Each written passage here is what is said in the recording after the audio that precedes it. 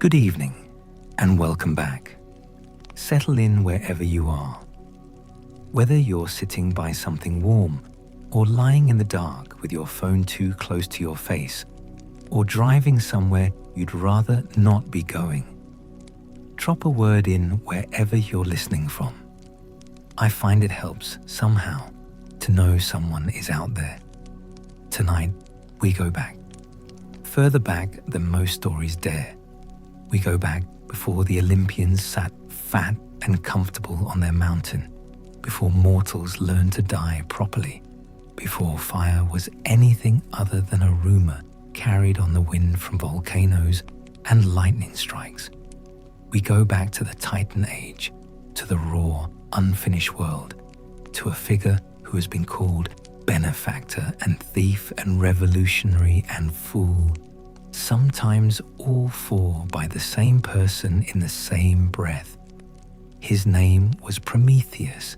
It means forethought. He could see what was coming, and he walked toward it anyway. This is his complete story. In the beginning, there was chaos. Not chaos as we understand it now. Not the clutter of a desk, or the noise of a crowd, or the panic of an emergency. Chaos was something older than those metaphors. Chaos was a yawning, a gap, a condition of pure potential that contained everything that had not yet decided to be anything. The Greeks called it chaos, and they meant a space, a chasm, an exhalation between what was and what was not. Before the sky remembered to be above the earth, before the earth thought to be below the sky, before the darkness found its boundaries and became night, before the light gathered itself into something worth calling day.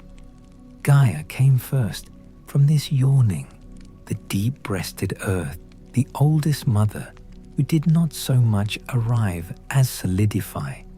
She was not born, she simply became. The planet cooling into its own shape, the continents dreaming themselves into permanence, the mountains pushing upward like slow thoughts. Tartarus appeared with her, or perhaps beneath her, the lightless pit that would become the prison of defeated things, the place where God sent what they could not bear to destroy and could not bear to keep close. And Eros came, though here the ancients disagree. Some say Eros was the force of desire that caused everything else to combine and multiply. Others say he appeared later, a child of the sea. What matters is that something drew things together. Something made separation want to be less. Gaia made Uranus herself, the sky, and he arched over her like a canopy. And she thought him beautiful, and he thought her inexhaustible, and they began. The children that came from their union were immense and strange. The Titans first, 12 of them, 6 brothers and 6 sisters, taller than mountains and older than any story you have ever heard. Then the Cyclopes, 3 great one-eyed creatures named Brontes and Steropes and Arges, who held thunder and lightning in their hands and would later forge the weapons that defined an era. Then the Hecatonchires, the 100-handed ones, creatures of such vast and terrible power that even Uranus flinched to look at them. And Uranus, who had believed himself magnificent and capable of love, looked at his children and felt something that love cannot survive. Fear. He pushed them back. Not metaphorically. He pressed them back into Gaia's body as fast as they emerged, sealing them inside the earth, refusing to let them become real. He was afraid of what they might do. He was afraid of what they were. He was afraid, at bottom, of being replaced. Gaia bore this longer than anything should have to. Her children pressed against her insides, and she felt the weight of them. the frustrated mass of potential lives unable to begin, and she made a plan.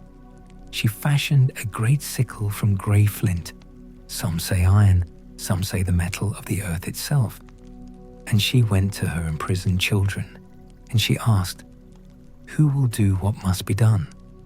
The oldest Titans said nothing. The second oldest looked away. Kronos, the youngest of the male Titans, reached out his hand. He was patient in his fury. He'd been waiting in the dark for longer than there were words to describe waiting in the dark, and he had used that time to understand exactly what he wanted. He said, "Give me the sickle." So Gaia gave him the sickle, and she hid him. And when Uranos came to lie with her in the night, Kronos lunged from the shadow and struck. He castrated his father. The cold, technical fact of it, the sheer mythological violence of it, and the blood that fell into the sea became the Furies, the Erinyes, the daughters of vengeance.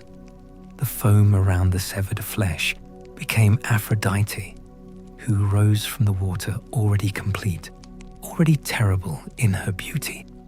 The giants sprang from the blood-soaked earth. Uranos, bleeding out into the sky, had enough left in him for one last thing, a curse. He said, "You'll be overthrown by your own children, Kronos, as I was, as it was always going to be." Uranos fell away into the sky and was no longer a god, but a place. The Titans were free. This is the part that never gets enough attention. Before the reign of Kronos became what it became, before the fear and the swallowing, there was a moment, perhaps a long moment, perhaps generations, when the Titans held the world and it was good. This is what the myths call the Golden Age, though they are often imprecise about when exactly it began. Kronos and his sister Rhea ruled, and under their reign, the first humans lived without labor and without sorrow and without the creeping awareness of their own mortality. The earth gave freely. Winter had not yet declared itself. People ate and slept and died eventually, but without the dread that precedes dying. But Uranos' curse was a seed. Kronos could feel it growing in him. He was not entirely wrong to be afraid. Something was coming. The problem was his response. Where Uranos had pushed his children back into the earth, Kronos swallowed his. Each time Rhea bore a child, Kronos took the infant and swallowed it whole. Hestia, Demeter, Hera, Hades, Poseidon.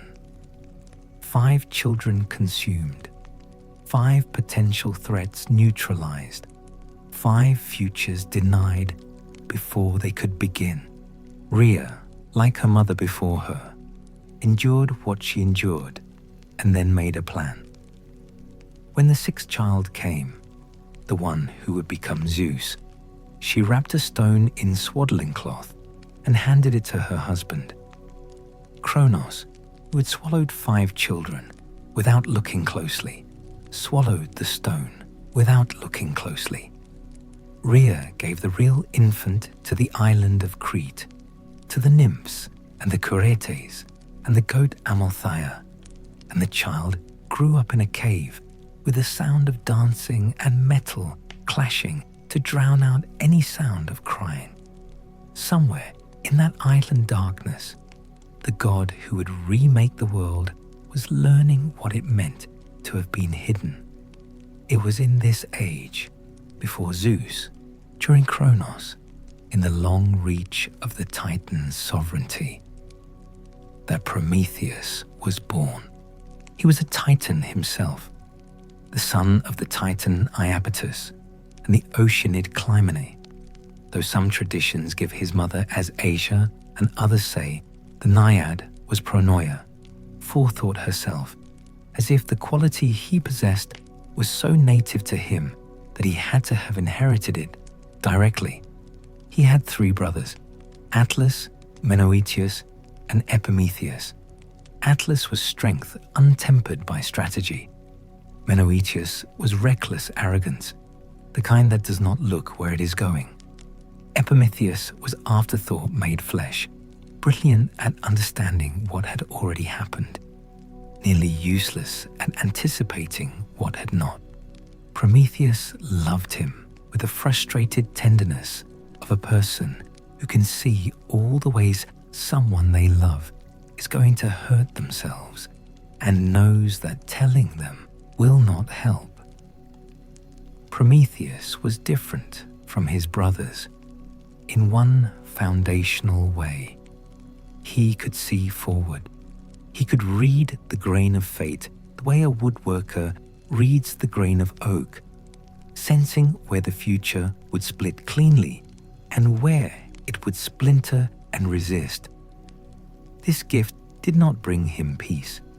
It brought him a particular kind of sorrow, the sorrow of knowing what is coming and having to decide whether to fight it or flow with it, or try, at enormous cost, to change it.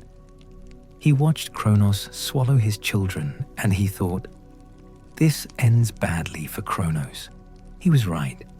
It always ends badly for the one who is afraid. The war began, the Titanomachy, the battle of the Titans, and it was 10 years long. Zeus had freed his siblings from their father's stomach with an emetic provided by the Titaness Metis, who was clever and unafraid and would later be swallowed herself by Zeus in a different story with the same terrible logic. The freed Olympians, Hestia, Demeter, Hera, Hades, Poseidon, Zeus, took up position on Mount Olympus. The Titans, most of them, gathered on Mount Arthurus. The middle of the world became a battleground. Prometheus watched both sides. He could see which way the grain ran. He went to his fellow Titans and told them, the Olympians will win, not because they are stronger, because they are willing to use what the Titans are too proud to use. He told them to accept this, to find another way. They dismissed him. Titans had a particular relationship with their own supremacy. It had never occurred to most of them that the sky could want someone else standing in it. So Prometheus walked across the battleground and joined the younger gods. This was not a small thing. This was not a safe calculation made from comfort. He was choosing against his own kind, against the age in which he had grown up, against the logic of blood and dynasty. He brought his brother Epimetheus with him, who did not entirely understand what was happening, but trusted his brother's vision. He brought strategic counsel, the knowledge of Titan weaknesses, the patient mathematics of inevitability. He brought to the Olympians what no Olympian yet possessed, the knowledge of how the old order cracked. On the other side of the battle, the Titans sent Atlas to lead. Atlas was magnificent and immovable and had no particular gift for seeing the future. He fought with everything he had. It was not enough, and the loss cost him the sky itself. He was condemned to hold the vault of heaven on his shoulders for eternity, or for what amounts to eternity in the economies of myth, which is long enough to count. Menoetius hurled himself into battle with a kind of fervor that makes good stories and bad outcomes. Zeus struck him down with a thunderbolt and sent him to Tartarus, where he presumably had a great deal of time to think about what he had done. The Titans were defeated. Tartarus received them. The 100-handed ones, those vast and terrible beings who had also been imprisoned by Ouranos, were freed by Zeus to help in the final assault and then appointed as guards over their former captors. a piece of cosmic irony that Prometheus noted without comment. Zeus stood above the wreckage of the old world and divided what remained. 3 brothers, 3 realms. The division is sometimes told as a lottery, each god drawing a lot, leaving the land itself as common ground. Zeus drew the sky, Poseidon drew the sea, Hades drew the underworld. The story differs slightly by source. Some say Zeus arranged it, some say it was genuinely random, some say Hades drew the short lot and accepted it with the equanimity of someone who has decided to be useful rather than comfortable. What is consistent is the outcome. The world was partitioned, the boundaries were drawn, and the order that would define the next age of the cosmos was established. Zeus consolidated power carefully. He was more intelligent than Kronos had been, and he had watched what fear did to governance, had felt it, in fact, from the swallowed side. He made alliances. He married strategically and multiple times. He elevated those who had helped him. Prometheus, who had given him the winning edge in the war, was given honors at Olympus. He was welcome at the table of the gods. He was one of them in the way a very useful ally is one of them, which is to say, mostly. The Olympian hierarchy settled like a city after a war. Roles clarified. Hephaestus shaped metal into wonders. Athena emerged from Zeus's skull fully armored, a fact that still strikes most readers as alarming, and she embodied wisdom and war and craft in a combination that would define Athens for centuries. Apollo took the sun and prophecy and music. Artemis took the moon and the hunt, and a vow of independence that she kept better than almost anyone in the myths kept any vow. Ares got war. Aphrodite got love and its complications. Hermes got boundaries and travel and the borderlands between things which suited him. And the world of mortals waited. This is where the histories start to get complicated, because the question of who made humans is answered differently by different traditions, and the discrepancies matter. In some versions, humans simply existed, pre-Titanic remnants, or natural growths like plants and animals. In others, the ones that concern us most tonight, humans were made deliberately. The task of shaping the creatures of Earth was given to the brothers Prometheus and Epimetheus, at least in one tradition. Epimetheus, the afterthought, went first. He was enthusiastic. He gave the animals all the best gifts: speed to the deer, shells to the turtle, fur to the bear, venom to the snake, the ability to see in darkness, the ability to swim in cold water, the ability to fly. He gave away gifts with the generosity of someone who has not yet done the accounting. By the time he reached humanity, he had nothing left.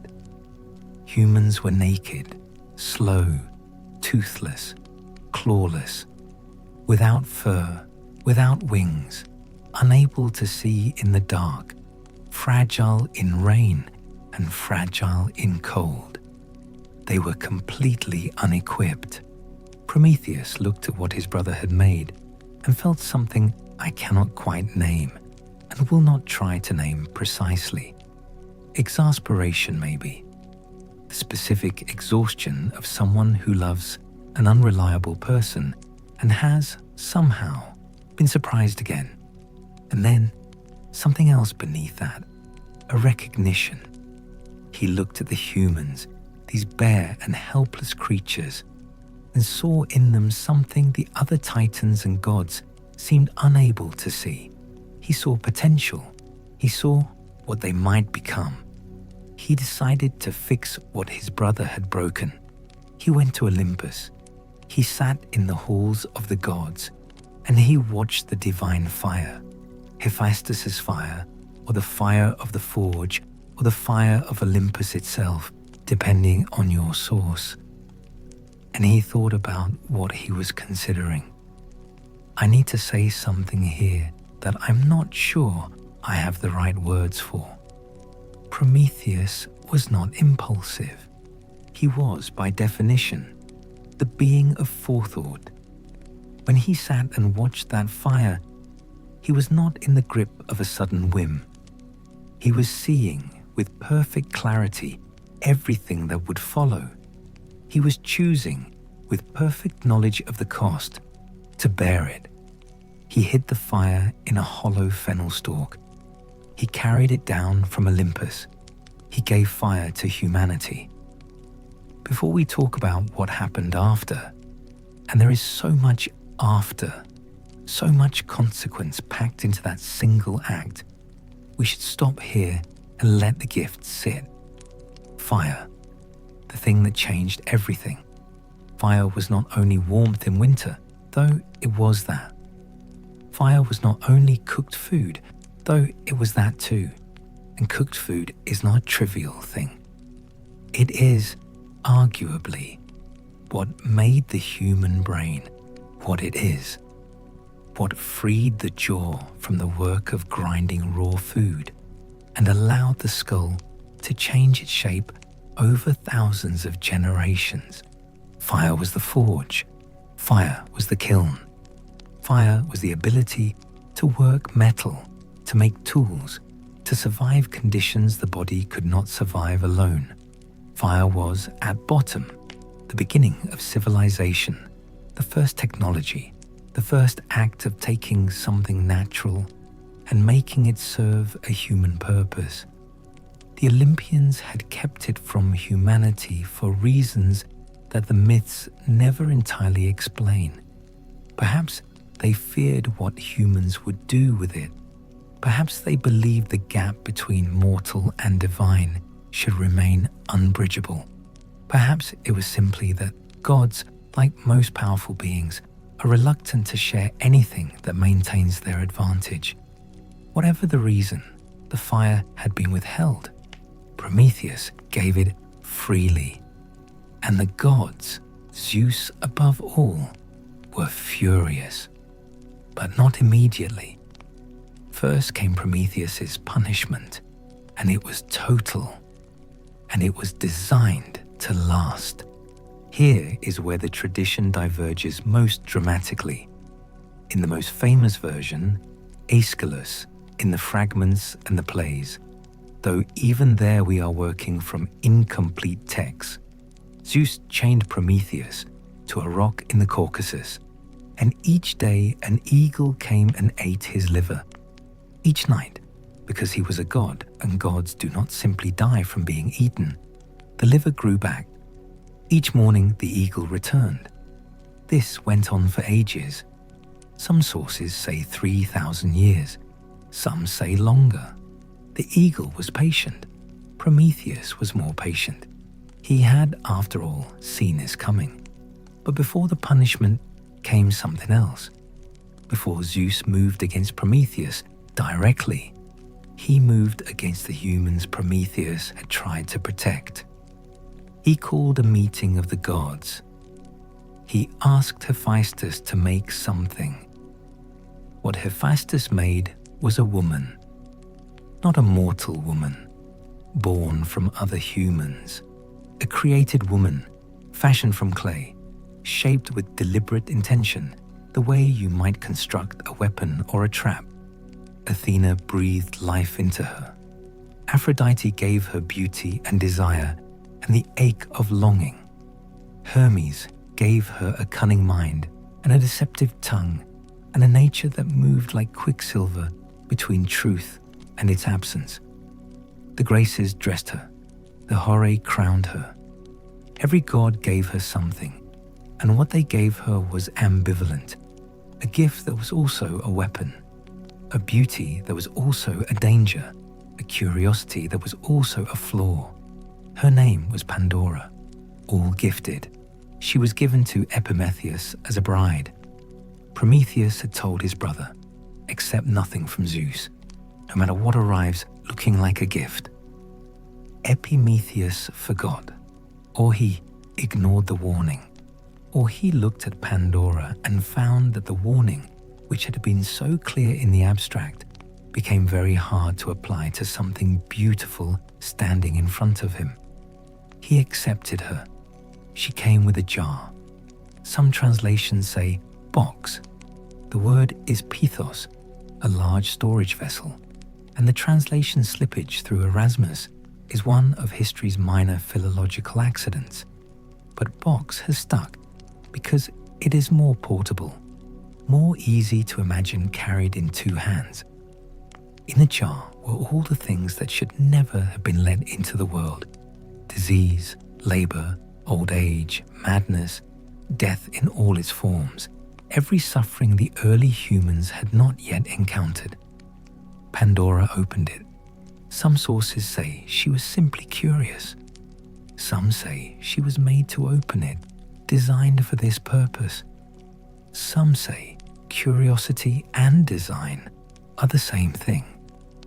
The evils flew out.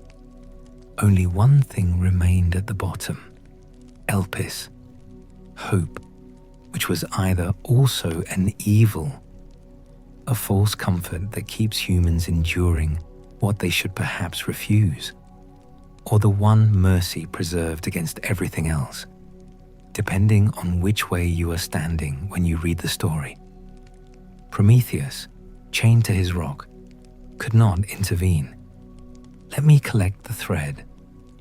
We have Prometheus, the Titan who sided with the Olympians and then defied the Olympians, the forethought being who saw everything coming and walked into it anyway, the giver of fire, the shaper of human potential, the prisoner on the rock. We have a world now changed. Fire in human hands, Pandora's gifts loose in the world, and Zeus sitting in the sky calculating how to maintain a dominance that the gift of fire has permanently complicated. We also have a prophecy. Of all the things Prometheus possessed, the most politically dangerous was not fire, it was knowledge. Specifically, he knew a secret that Zeus needed. Themis, the Titaness of law and divine order, had told him, or he had simply seen it, that Zeus would one day be overthrown by a son greater than his father, just as Uranus had been overthrown, just as Kronos had been overthrown. The chain of succession that had consumed every previous divine ruler was waiting for Zeus too, and Prometheus knew the identity of the mother of this hypothetical child. He knew which sea nymph or goddess, if Zeus bedded her, would bear the god who ended him. Zeus needed that name. He sent messengers to the chained Titan. He offered release in exchange for information. Prometheus refused.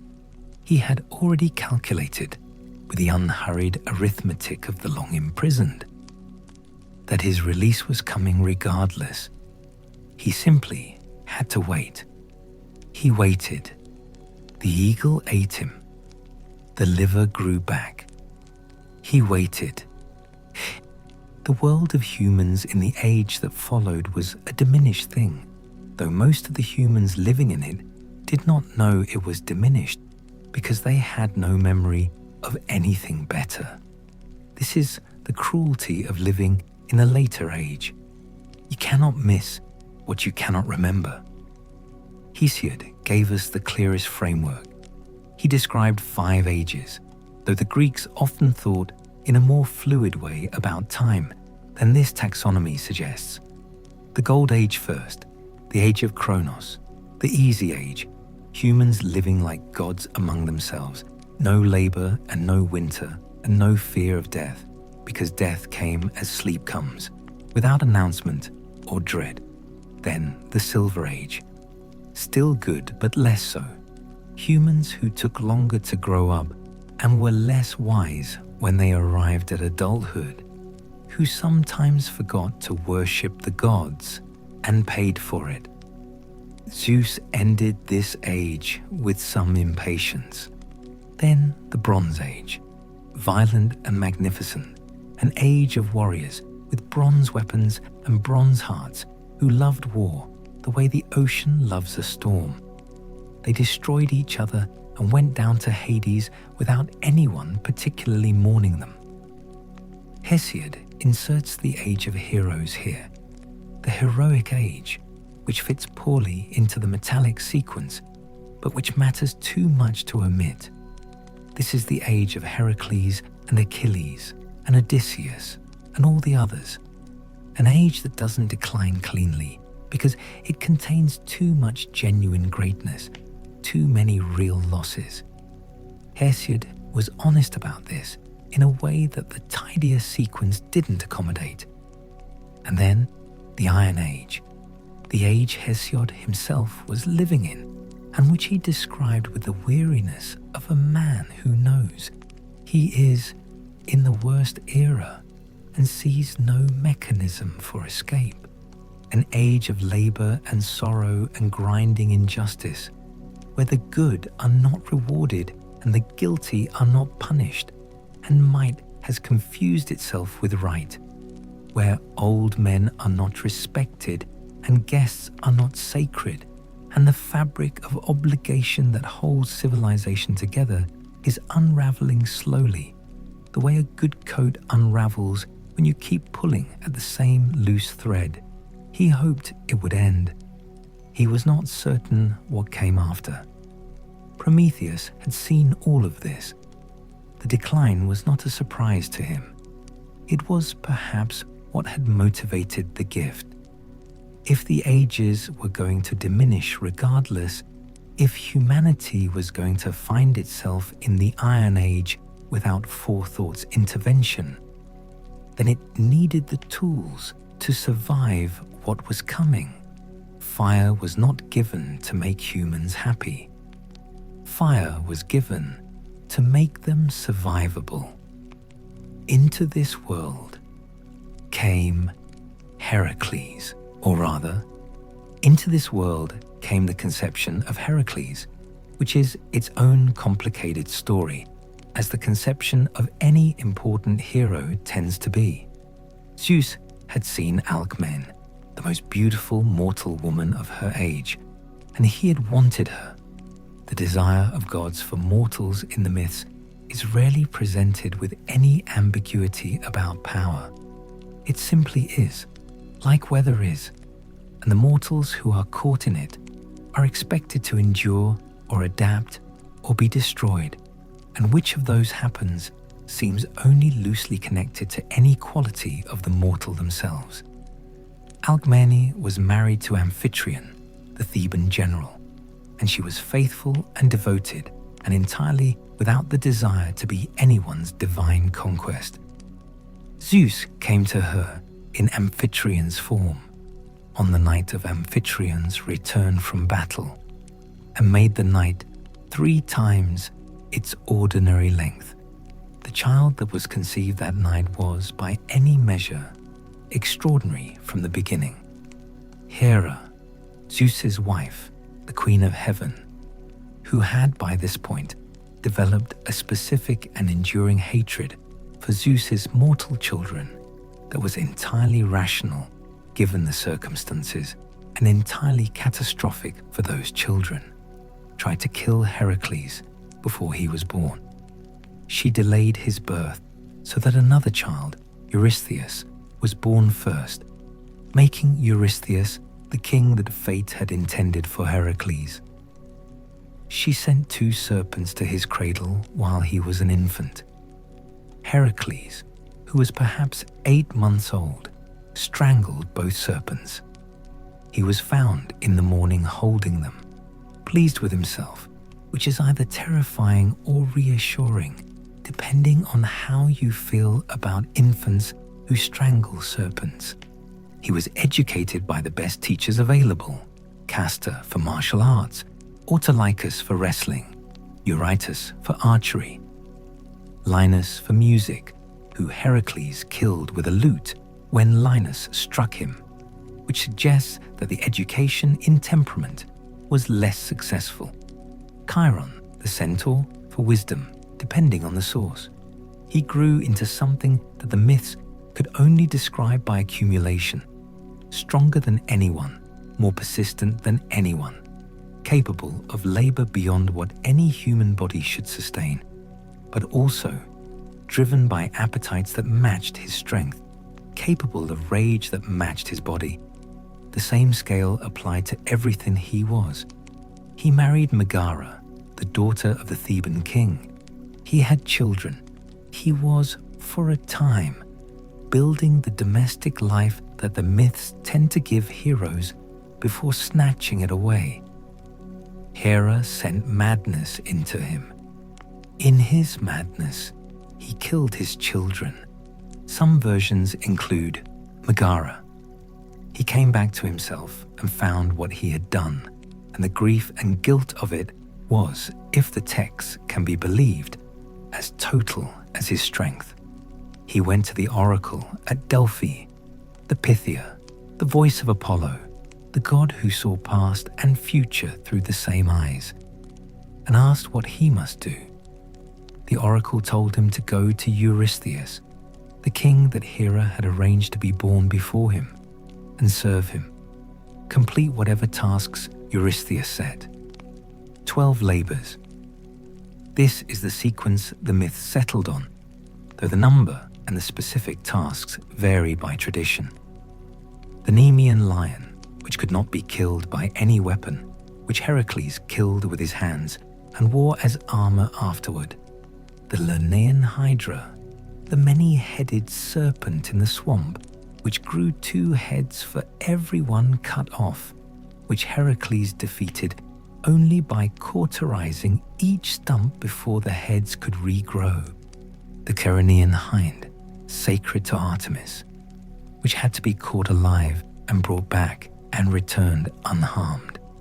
The Erymanthian boar, the Augean stables, which contained the waste of thousands of divine cattle and had not been cleaned in decades, which Heracles cleaned in a day by diverting 2 rivers through them, an act of engineering rather than combat, which suggests something important about what the myths thought heroism was.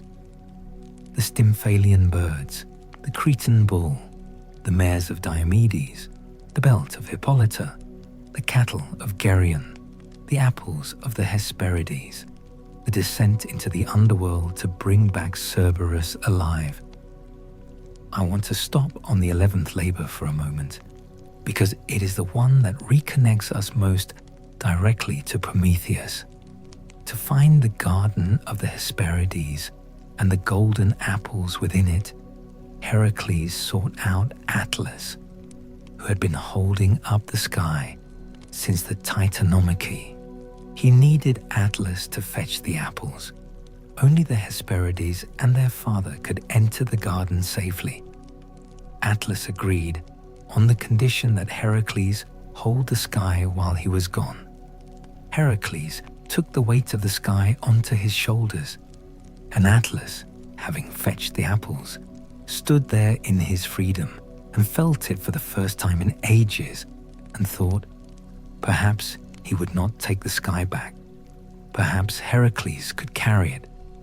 Heracles, who was strong but also clever, which the myths acknowledge about him more often than the popular image suggests, said that he agreed. But could Atlas take the sky back for just one moment, while Heracles adjusted his cloak? Atlas thought this was reasonable. He took the sky. Heracles picked up the apples and walked away. On his way back from the Hesperides, Heracles passed through the Caucasus. He found Prometheus chained to his rock. The eagle was sleeping, or had not yet arrived, or Heracles drove it away. Again, the sources differ, and he broke the chains. He freed the Titan who had given his ancestors fire. He killed the eagle with one of his arrows. Zeus, who needed Prometheus's secret more than he needed the symbolic punishment to continue, allowed it. He had not forgotten the prophecy about the sea nymph. He had, in fact, been carefully avoiding a specific sea nymph, Thetis, based on various warnings. When Prometheus was freed, the information was finally exchanged.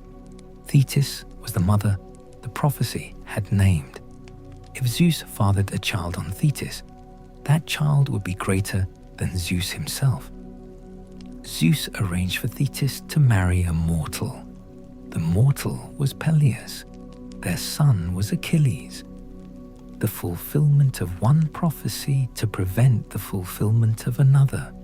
Prometheus, freed.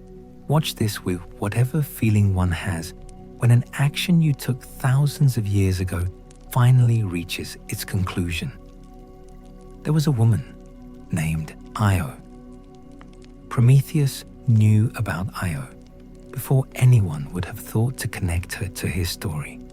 She was a priestess of Hera, which is almost unbearably ironic given what happened to her, or perhaps it is not ironic at all. Perhaps the proximity to the divine simply makes you more visible to it, more available for use. Zeus saw her. Zeus desired her. Hera, who had spent an immortal lifetime developing finely calibrated instruments for detecting these situations, noticed. Zeus turned Io into a cow. He did this to hide her from Hera, which, and I say this while fully aware that I am analyzing the logic of mythology, seems like a strange strategy. Hera was not fooled. She asked Zeus for the cow as a gift, and Zeus, unable to refuse without revealing the deception, gave her the cow, and Hera set Argus Panoptes to guard her. Argus had 100 eyes and never fully slept. Some eyes would close while others remained open. He was, essentially, a perfect surveillance system. Hermes killed Argus. He lulled him to sleep, all 100 eyes, with a long and intricate story, some versions say music, and cut off his head. Hera, mourning Argus, placed his eyes in the tail of the peacock, where they remain, and then she sent a gadfly to sting Io, who still had the shape of a cow, and drove her wandering across the world. Io wandered through Epirus and Illyria, and across the sea to Scythia and to the Caucasus, where she found Prometheus chained to his rock. The meeting between them is the heart of Aeschylus's play, the part that survives most completely. Io, in agony from the gadfly's sting, half maddened by suffering, not understanding why she has been made to suffer or when it will end. Prometheus, fixed in his position, watching the world from his rock with a strange double vision of the prophet, seeing Io as she is and as she will be simultaneously. He tells her where her wandering will take her. He tells her about Egypt. He tells her that she will eventually be restored to human form, that Zeus will touch her gently and she will be healed, that she will bear a child whose distant descendant will be the one who frees Prometheus from his chains. Io is that ancestor. Heracles, the one who eventually breaks the chains, is her descendant. Prometheus tells her this. He tells her the whole shape of the future as he sees it, the enormous arc of it, the generations between them, the line of descent, the specific meeting in the Caucasus that is waiting at the end of the long road. He tells her, your suffering has a purpose, even if the purpose is not yours, even if the one who benefits from your endurance is someone you will never meet and who will never know your name. I cannot decide if this is comforting. I've tried to look at it from several angles. It is something, perhaps. It is a shape given to what would otherwise be shapeless pain. But it costs Prometheus nothing to give the comfort and it costs Io everything she has. And there is something in that asymmetry that the play never fully resolves. Io goes on. The gadfly stings her. She runs. Now, for the figure most closely bound to Prometheus by blood and by catastrophe. Epimetheus, the afterthought, the brother. I said earlier that Prometheus loved him. This requires examination because love and exasperation are not the same thing, and the myths give us mostly exasperation. Epimetheus gives away all the animal gifts before reaching humanity. Epimetheus accepts Pandora after being specifically warned not to.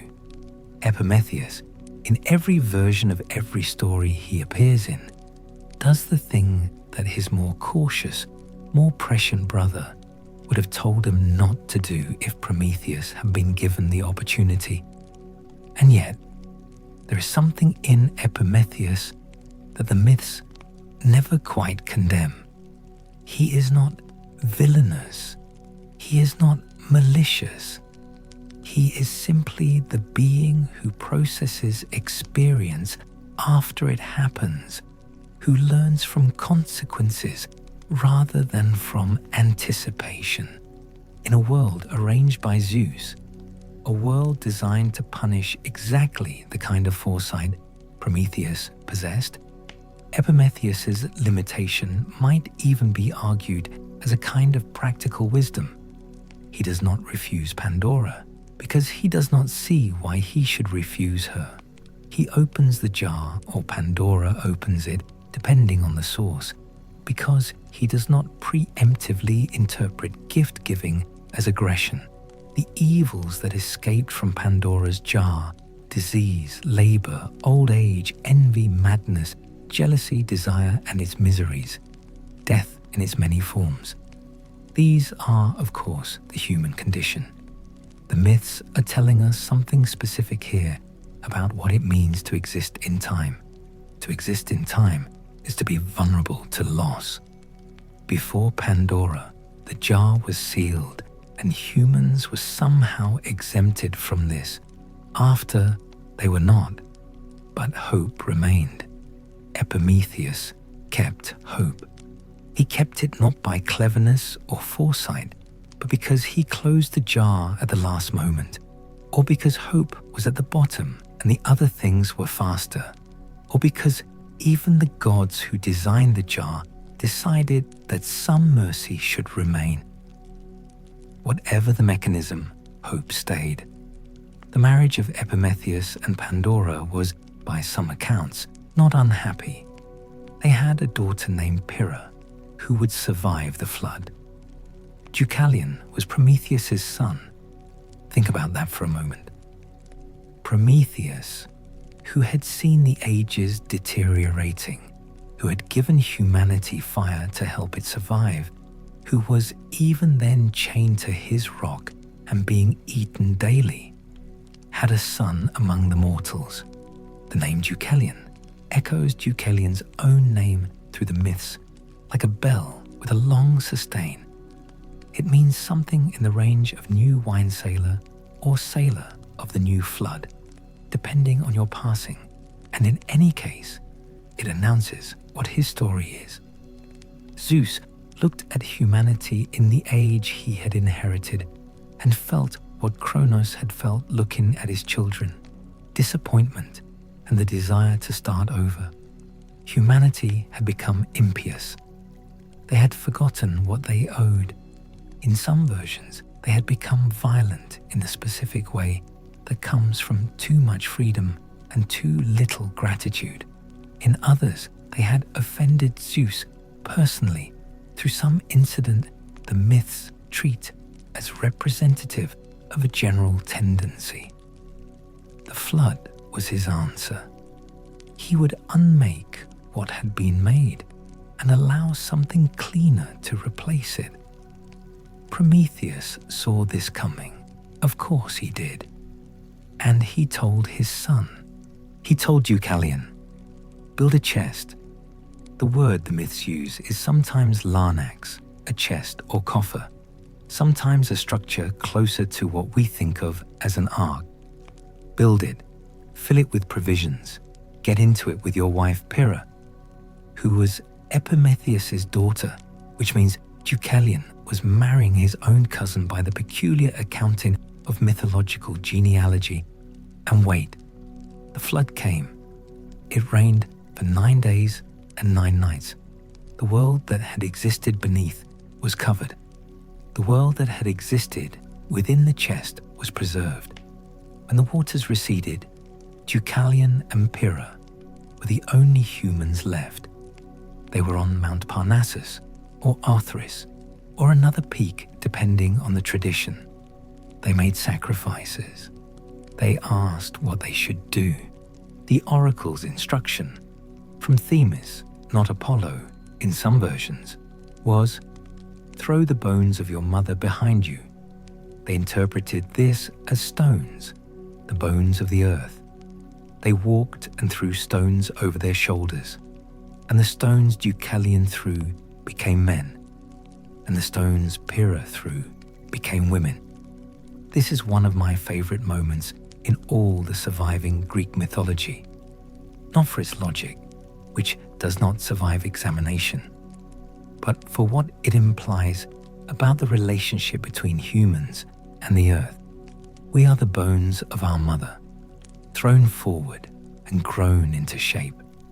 We are the material of the world given motion, given the particular kind of restlessness that distinguishes the animate from the inert. Prometheus had saved his son. The line continued. Anyway, the Titanomachy was over. Kronos was in Tartarus. Ouranos was the sky. Atlas held the weight of heaven. Prometheus was eventually freed. The world was what it was. There is a moment in the late myths, in the rationalizing philosophical period, in the texts that were trying to think clearly about what all this meant, when the scholars and poets started to ask, what exactly did Prometheus give us? Fire, yes, but also craft, the ability to shape raw material into useful things, the ability to see the problem and devise the tool. Prometheus is, in the philosophical interpretations, not just the bringer of fire, but the patron of techne, the Greek concept that encompasses both art and craft and skill, the making of things according to a vision. Aeschylus's Prometheus claims to have given humanity not just fire, but all the technologies that followed from it: metalworking, architecture, navigation by the stars, medicine, prophecy itself in its human form, the ability to read signs and make predictions without divine intervention. He gave them the tools of civilization. He gave them the ability to survive the Iron Age. This is where the myth becomes something other than entertainment and starts to function as a theory of human nature. The Prometheus story is asking, why do humans have technology? Why do they make things? The answer is because someone chose to give it to us at enormous cost, because someone saw what we were and what we could be and decided the gap between those two states was worth bridging. This is not a comforting answer in all respects. It implies that civilization is not natural. It is given or taken or stolen. It implies that every tool we hold carries within it the memory of a theft, a punishment, a decision made by someone who suffered the consequences. There is something in this that resonates with, I want to say something here, and I'm aware it might be reaching, the peculiar modern discomfort with knowledge, the sense that some information is dangerous, that certain capabilities should be restricted, that the ones who give the powerful tools to the powerless are transgressing something. Prometheus is the patron saint of every whistleblower, every teacher who gave education to those the powerful wanted kept ignorant, every technologist who chose open access over controlled distribution. He is also, in Zeus's framing, a criminal, a thief, someone who violated the natural order of things. Both of those are true. The myth does not ask you to choose. But here is a figure the story has treated too briefly, and I want to correct that, because she matters more than she's been given room to show. Themis, the titaness of divine law, of the right order of things, of the principles that exist before any god thinks to codify them into commandment. She was born of Gaia and Uranos, one of the original titans, which means she predates the Olympian order entirely. She was one of the first divine beings to have a seat at Olympus, not conquered, not imprisoned, not assigned, invited.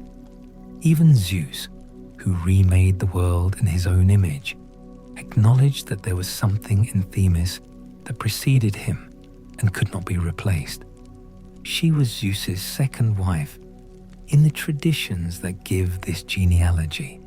Before Hera, before the famous and turbulent marriage that defined the Olympian age, there was Themis, whose union with Zeus produced the Horae, the seasons, and the Moirai, the fates themselves. This is not metaphorical. When we say the fates were daughters of Zeus and Themis, we are saying that divine law, Themis, and divine will, Zeus, together produced necessity. The mechanism by which the future is fixed is the child of order and power together. Neither alone was enough. She was the oracle before Apollo. At Delphi, which would become Apollo's sanctuary, which he took from Gaia or from Python, depending on the telling, it was Themis who originally sat and spoke the future. She gave the sanctuary willingly, eventually, or she was displaced, or she offered it as a gift to her nephew. The sources argue. What is clear is that she preceded him there, and that the tradition of oracular speech, the tradition that gave Prometheus his prophecy, that sent Oedipus running toward his fate, that guided Heracles toward his labors, that told Peleus to marry Thetis. This tradition began with Themis, the one who knew the shape of the right order of things. She told Prometheus about the prophecy of the son greater than his father. She told him because he asked, or because she thought he needed to know, or because knowledge of this kind does not hold still. It seeks the mind that can bear it, and Prometheus bore it for ages, chained to his rock, while the eagle ate him and the secret sat in his chest like a coal. What does it mean to be a seer who cannot look away? This is the thing about Prometheus that the myths never sentimentalize, which I appreciate about them. His foresight was not a comfort. It was not the gentle precognition of someone who sees the good things coming. He saw everything with equal clarity, the good and the terrible, the salvation and the punishment, the arc of history that bends towards something, but bends slowly, at enormous cost, over time that only an immortal can endure. He saw the eagle coming. He saw Heracles coming too. He held both in his vision simultaneously and knew that one had to be survived before the other would arrive. There is a psychological literature on this kind of knowledge, on the experience of people who can see bad outcomes clearly and cannot prevent them, who know that a friend will make a destructive choice and cannot stop them, who see the policy disaster before it happens and cannot find the words to convince the people with power. It is called, sometimes, the Cassandra complex. though Cassandra's problem was not exactly the same. She could see the future, but no one believed her. Prometheus was believed. He was punished for acting on what he saw. These are different problems with the same flavor. The world does not reward accurate foresight, because accurate foresight is disruptive, and power prefers things that do not disrupt. Zeus chained Prometheus for giving fire, but the real offense, the one Zeus could not articulate without acknowledging things he did not want to acknowledge, was that Prometheus had looked at the divine order and decided it was insufficient. He had looked at the gap between what the gods kept for themselves and what humans were allowed to have, and he had decided the gap was unjust. He had acted on that decision without asking permission, which is to say, he had acted on a moral judgment that placed him outside the hierarchy of judgment. He had said, in effect, that he knew better than Zeus what humans needed. He was right. This is what made it unforgivable.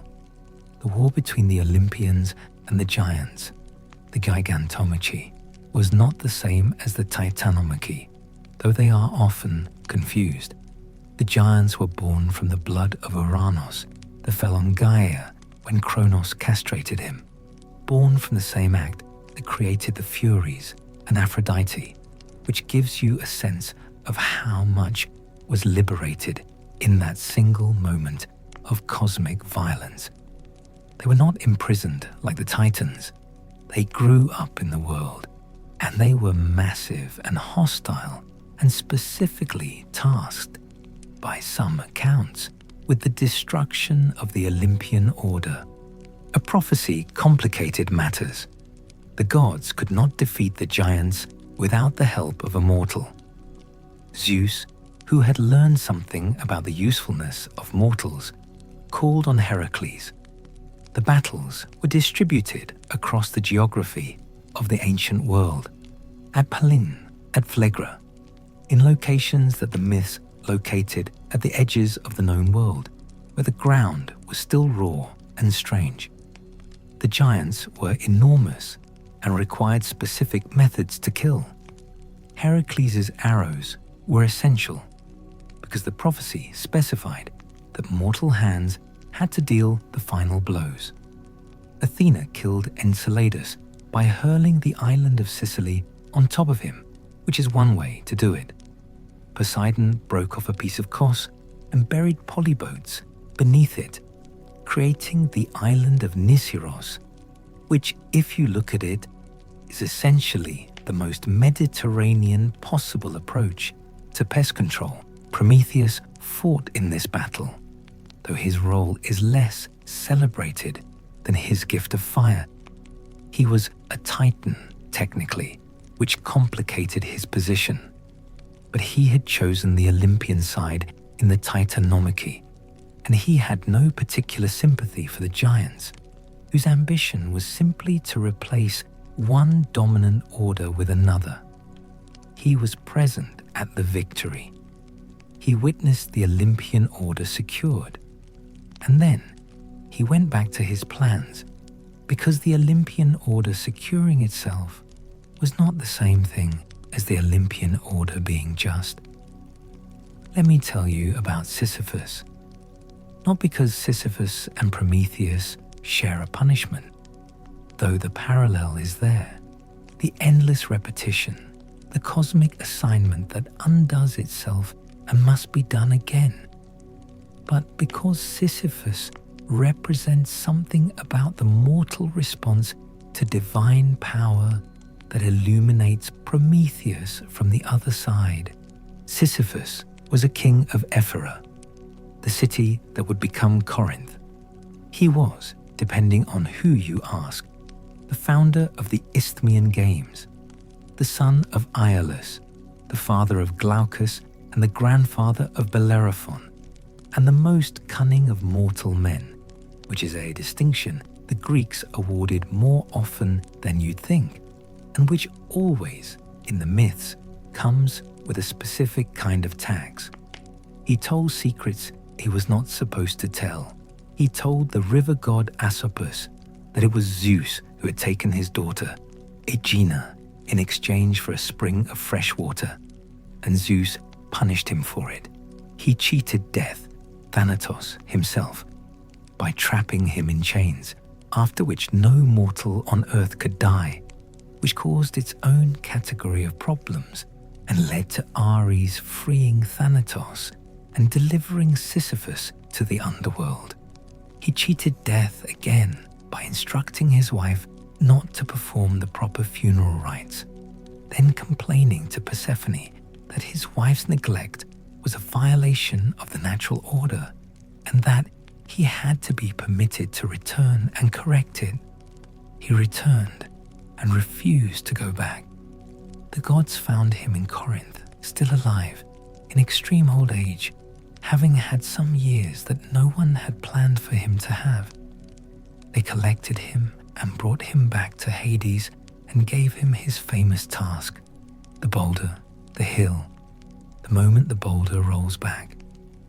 The boulder rolls back every time. Sisyphus kept looking for the angle, for the gap in the logic of the punishment, for the moment he could slip the boulder sideways and wedge it and step away. This is what the Camus version is really about. The insistence that even in the absurd repetition of meaningless labor, the human will persists in looking for the exit. Sisyphus believes there must be a solution. Prometheus knew there was no exit except through. He pushed the boulder to the top and let it roll back and walked back down, because the walking back down was where the endurance accumulated. Suffering and Sisyphus shared a stage but played different parts. Sisyphus was condemned for outwitting power, and his punishment was designed to frustrate intelligence. Prometheus was condemned for choosing to defy power, and his punishment was designed to break will. Neither broke. There is a moment. I'm not sure this moment is in any single text, but it seems implicit in all of them. When Zeus looked at Prometheus on his rock and felt something other than satisfaction, power that must keep punishing the same person for the same act is insecure power. Zeus knew this. He had grown up watching Kronos swallow his children, and he knew what perpetual defensive action looked like from the inside. The punishment of Prometheus was not primarily about pain. It was primarily about the demonstration that the hierarchy held. The eagle's return each morning was the message: I still have the power to do this. See how I still have the power to do this. But Prometheus was still there, still alive, still intact in some fundamental way that 3,000 years of eagle could not dissolve, still in possession of the secret, still waiting. And perhaps Zeus looked at this and felt the specific unease of someone who has made their authority dependent on a spectacle, that the object of the spectacle is steadily winning by refusing to respond. When Heracles climbed the Caucasus and broke the chains and killed the eagle, Zeus allowed it. Some traditions say he was pleased. Some say he had arranged it, or at least not prevented it, because Heracles was doing what Zeus himself could not do without appearing to capitulate. The hero was the mechanism by which the divine order saved face. Prometheus was freed, and he gave Zeus the name of the mother, and Zeus avoided Thetis and arranged her marriage to Peleus, and the son born of that marriage was Achilles. Achilles, the greatest warrior the age of heroes produced, or the most famous, the names being entangled enough that the distinction blurs. He was the son of Thetis, the sea nymph, and Peleus, the mortal king, and he inherited from his mother a beauty and a divine nearness, and from his father a mortality that haunted everything he was. He was raised partly by Chiron the centaur, the civilizing educator of heroes, who taught him medicine and music and the arts of war. He was the student Chiron had always been building toward. Some myths suggest Chiron knew what Achilles was from the beginning and shaped his teaching accordingly. He was given a choice: a long, unremarkable life, or a short life of extraordinary fame. He chose the latter, or he was placed in a situation where the choice was made for him, or the prophecy arranged the choosing. The myths are imprecise about the nature of divine constraint, whether you are choosing or whether you are being moved through a choice that fate has already fixed. Prometheus might have had an opinion on this. His mother dipped him in the Styx to make him invulnerable. She held him by the heel. The heel was the only part she touched, and therefore the only part the river's protection did not reach. This is one of the most famous structural facts in all of mythology, so ordinary by now that it has become a cliché. And yet, it contains within it one of the oldest truths the myths encoded. The protection sought by one who loves you will always leave exposed the part they could not bear to let go. He fought at Troy. He was magnificent at Troy, incandescent, the way stars are incandescent, completely without moderation, burning through fuel at a rate that cannot be sustained. He killed Hector. He was killed by Paris, guided by Apollo with an arrow to the heel. He had known it was coming. Prometheus, freed by then, perhaps watched from whatever vantage point foresight provides. Here I want to address something directly and then move away from it, because the myth has told us what it has to tell us, and I'm not certain I can improve on it by pressing further. The myth of Prometheus is, among other things, a myth about the relationship between knowledge and power.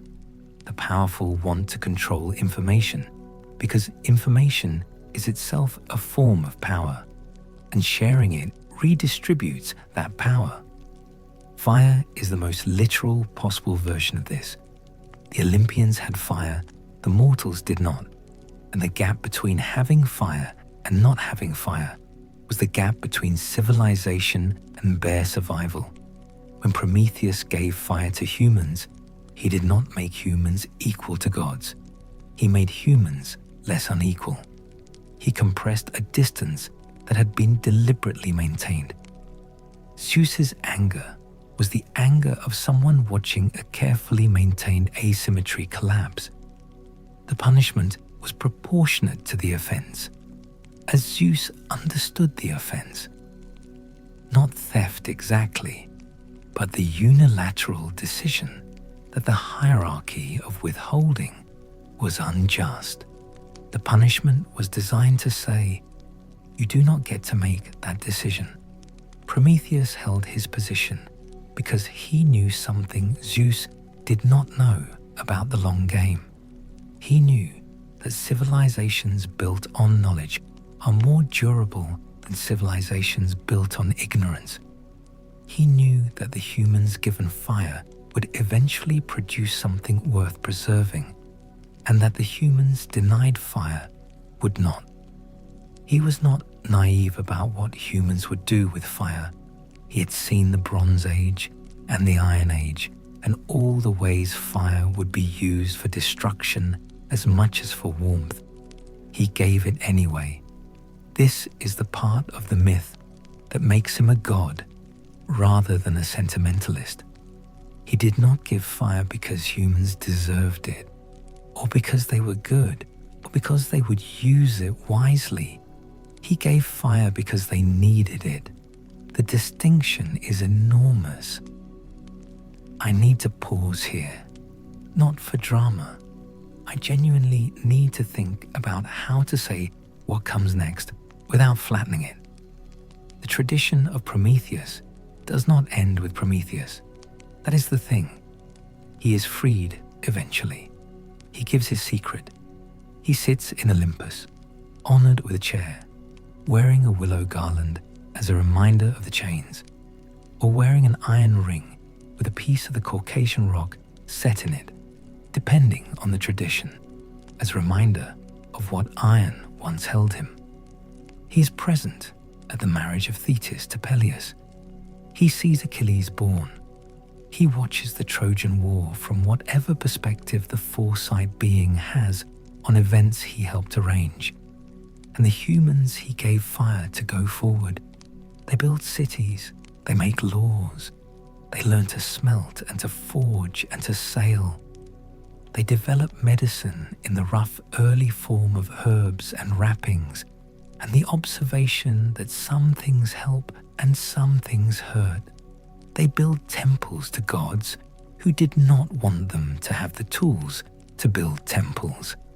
They write things down. They develop philosophy, including the philosophy that tries to think clearly about Prometheus and what his myth means, which is a particular kind of recursion worth sitting with. Plato imagined a myth within his own philosophical framework, where Prometheus and Epimetheus were given the task of outfitting the creatures of Earth, and where Prometheus stole not just fire, but the wisdom of craft from Hephaestus and Athena together, because the fire alone was not enough. You needed the intelligence to use it. This version is in the Protagoras, delivered by the sophist, whose name the dialogue bears, and it functions as a foundation myth for civilization. Why do humans live in cities? Because they needed each other for protection, and they needed laws to live together, and Zeus sent Hermes to give them justice and shame, the two qualities that make civic life possible. Prometheus gave the raw material. Zeus gave the social glue. The myth in this telling is not a story of divine opposition, but of divine complementarity. The theft was necessary, and the punishment was perhaps less about cruelty than about cosmic accounting. And the final arrangement is a world in which humans have both fire and the capacity to use it without destroying each other entirely. I find this version more generous to Zeus than the Aeschylean version. I am not sure it is more honest. There is a reading of Prometheus that places him not as rebel, but as inevitable. The gift of fire was going to happen. The Olympian order was going to be defied by someone, because an order that maintains itself by withholding is an order with a structural vulnerability, and structural vulnerabilities get exploited in time. Prometheus may have been less a moral agent than a force, the expression of an inevitability that would have found another vessel, if not him. I do not entirely believe this reading, but I include it because Prometheus himself might have. He saw everything coming. He acted anyway. Whether that action was free or compelled, whether the vision of the future he carried constituted a kind of constraint or a kind of information. These are the questions that the philosophical tradition has orbited for centuries.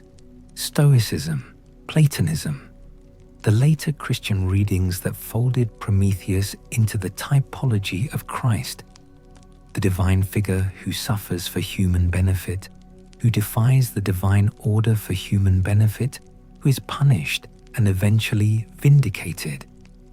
All of these inherit the question without fully resolving it.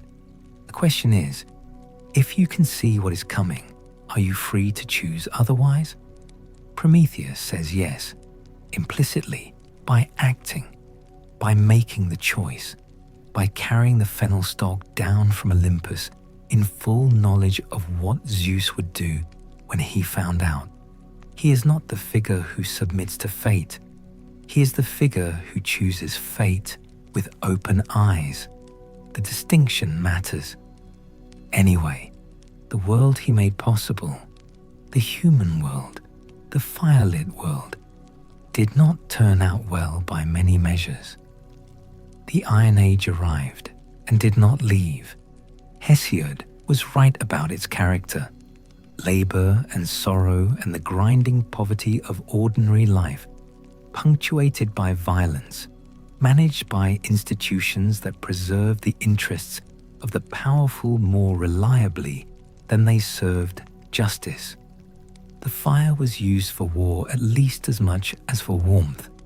The forge produced weapons before it produced plowshares. Prometheus saw this too.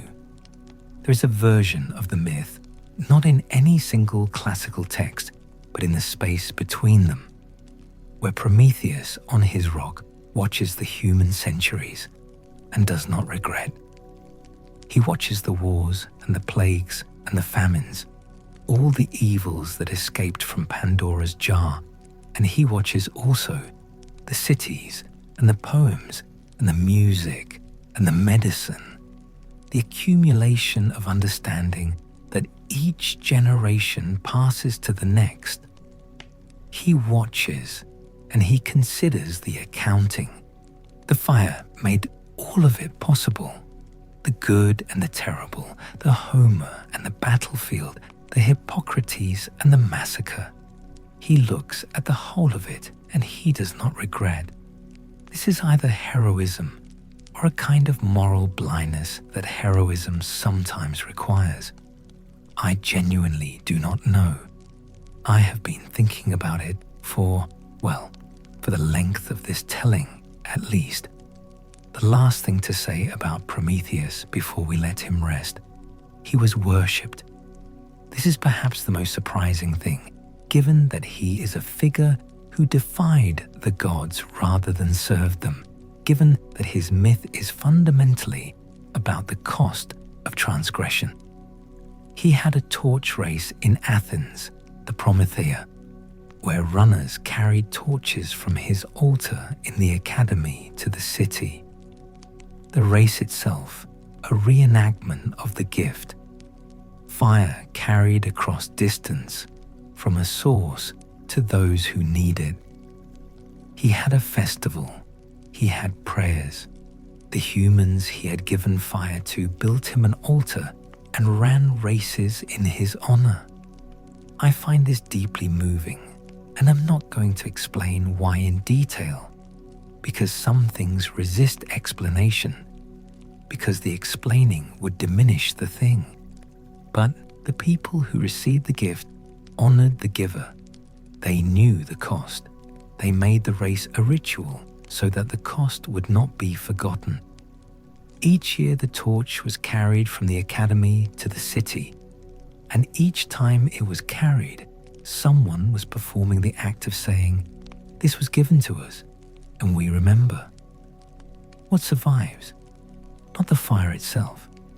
Fire survives as fire, which is a different thing, continuous and self-renewing. Not the act of giving preserved, but the thing given, being used and using itself up and being fed again. What survives is the shape of the gift, the archetype, the figure of the transgressor who suffers for knowledge given to those who need it. This figure appears in cultures that never heard of Prometheus, in traditions that developed independently, in myths and stories and narratives that converged on the same basic shape because the shape answers to something true. Every tradition has a version of the Promethean figure because every civilization has wrestled with the same problem. Who gets to know things? Who gets to have the tools? What is the cost of sharing power downward, and who pays it? The answers vary. The shape of the question doesn't. What the Prometheus myth adds to the basic archetype is the particular element of foresight. He is not a figure who stumbles into transgression or who acts from passion. He is a figure who sees clearly and chooses deliberately. He is not surprised by his punishment. He is not asking for mercy on the grounds that he didn't understand what he was doing. He understood everything. He held the fennel stalk in his hands, and he felt the weight of the fire inside it, and he chose to carry it down the mountain. This is what makes him specific and not just symbolic. The choosing, the full-eyed choosing. The act of looking at the cost and saying, yes, still. There is something in this that is not quite heroism in the conventional sense. Heroism in myth tends to involve underestimating the cost, or discovering the cost only when it arrives, or being carried forward by passion that overrides calculation. Prometheus calculates and still chooses. He is the figure of the person who is not surprised when things go badly and has not been broken by the unsurprise. He is the figure who sits on his rock and waits for Heracles with the patience of someone who has always known Heracles is coming. The chains are broken. The eagle is dead. The fire burns in a billion places, in furnaces and forges, in hearths and hospitals, in the engines of machines that would have been incomprehensible to the first humans who held a burning branch in their hands and felt the warmth of something that had previously been only out of reach. The fire is everywhere. The gift is complete. Prometheus sits in Olympus.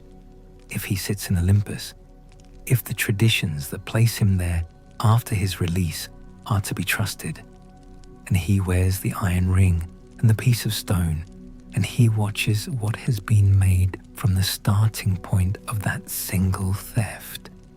He watches with the specific attention of someone who paid for what he is watching. He does not congratulate himself. He does not, as far as any source suggests, declare the outcome justified.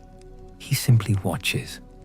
He watches humans doing what humans do with the tools they have been given. Everything. Building and burning and healing and hurting and making and destroying, and most of all persisting, which is what the fire was given to make possible. Not happiness, not goodness, not the absence of suffering, but the capacity to persist through suffering and make something from the persisting. This is the gift. The myths are not dead. I need to say this clearly, as a closing proposition rather than a rhetorical gesture.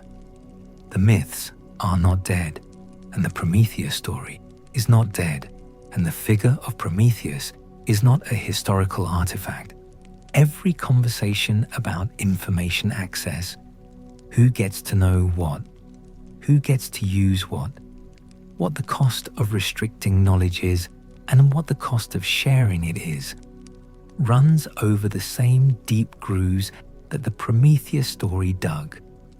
Every argument about whether certain knowledge is too dangerous to distribute, every case of a person punished for giving power to those who are not supposed to have it, every question about whether the hierarchies that maintain themselves through asymmetric information are legitimate hierarchies. All of this is still Prometheus. He is in the debates about nuclear technology. Who decides which nations get the fire that destroys cities? He is in the debates about pharmaceutical patents. Who decides which populations get the medicine? He is in the encryption arguments and the whistleblower cases and the open source movements and the academic paywalls, and everywhere people are arguing about the relationship between knowledge and power and who has the right to decide who receives which. Zeus is still angry.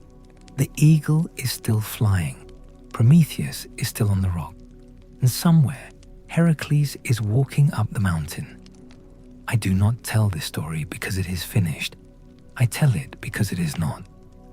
The figure persists because the problem persists. The archetype survives because the archetype answers to a recurring human need, to have a name for the person who looked at the cost and said yes anyway, who saw the eagle coming and carried the fire down the mountain regardless, who gave what needed to be given to those who needed it and accepted what followed, to have a shape for the act of deliberate, costly generosity, to have, in Prometheus, a precedent. There are people like this. There have always been people like this. History is full of the ones we know about, and fuller still with the ones we don't know about. The teachers in suppressed communities who taught reading to people. The law forbade to be literate. The doctors in occupied territories who provided care to those designated as undeserving. The scientists who shared their data when the institutions that employed them said don't. The translators and the archivists and the plain ordinary people who looked at an asymmetry of power and information and decided, without announcement and without fanfare, to compress it slightly. They are not gods. They are not titans. They are not figures from mythology. They are people, mortal and specific, and most of them were not punished on a rock for 3,000 years. Some of them were not punished at all. Some of them were celebrated eventually. Some of them are remembered, and most of them are not. And they did it anyway, the knowing and the giving and the carrying forward. Prometheus gave them a name for what they were doing. He gave them the archetype in the fennel stalk, the thing that carries fire without burning, and the act of carrying it down, and the willingness to be chained afterward, if that was what came next. He gave them a story that says, this has been done before, at great cost and with open eyes, and it was worth it. The torch is still running. Somewhere in Athens, in the imagination of Athens, in whatever Athens means when we strip it to its essence, the city that thought carefully about itself, the city that built democracy and theatre and philosophy and made a race out of fire. Somewhere there, the runner is still going. The torch is still lit. The fire at the starting point came from Prometheus, and it has been burning continuously since, through the torch races and the Olympic flames and the furnaces and the streetlights and the screens that light your face right now as you read this, or the darkness that surrounds the small glow of wherever you are listening. The fire is here. Prometheus gave it to you. And now, from wherever I'm telling this and wherever you are hearing it, I want to say, good night. Sleep well. Keep your fire burning. Not brightly necessarily, not extravagantly, but steadily. The way the Titan kept his spirit burning on the rock, patient, without drama, waiting for the morning that kept coming, and the morning after that, and the morning that would finally arrive with a young man climbing the mountain with a bough over his shoulder and something in his face that looked, from a distance, like hope. Good night.